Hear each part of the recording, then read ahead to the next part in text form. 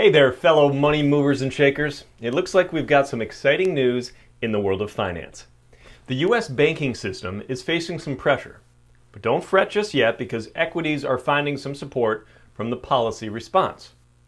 Last week, Silicon Valley Bank, or SVB, became the biggest U.S. lender to fail since the global financial crisis in 2007-08, raising concerns about other banks and the financial system more broadly. But hold your horses, cowboy, because we think comparisons with the global financial crisis are a bit misplaced. Why do I say that? Because the U.S. banking system is in a much stronger financial position from a decade ago. Oh yeah, good thing. To fortify the banking system and increase public confidence following the global financial crisis, new regulations were passed in 2010 that include annual stress tests to demonstrate that banks can handle a severe downturn. Since then, balance sheets have dramatically improved, and as a result, the U.S. banking system remains well capitalized. Woohoo! Yeah, it's a good thing, but wait, there's more.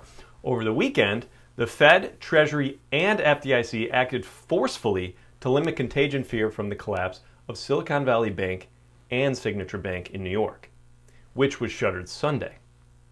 Now, deposits at both failed banks will be made whole regardless of whether they exceed the FDIC insurance limit of $250,000 or not. The Fed also stepped in with a separate facility that will provide loans up to 1 year for institutions affected by the bank failures.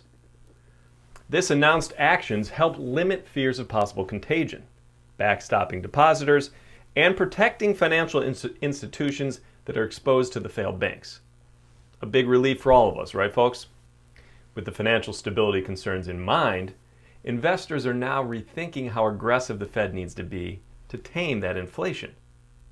Markets are now pricing in only one more quarter-point rate hike and a peak Fed funds rate range of 4.75 to 5, down from 4.50 to 5.75 last week. Both short and long-term yields declined sharply, supporting balanced portfolios. Two-year Treasury yields fell to 4%, recording their steepest three-day decline since 1987. What does that mean? Overall, it looks like the U.S. banking system is holding up pretty well, and investors can breathe a little easier. The improved balance sheets and high liquidity make it unlikely that large banks will need to sell their fixed income investments, as SVB was forced to do so last week. So let's raise a glass to the power of financial regulation and stability. Cheers to a financially secure future. Thanks, guys. Don't forget to like, subscribe, and thumbs up. Tune in daily for more updates. Thanks.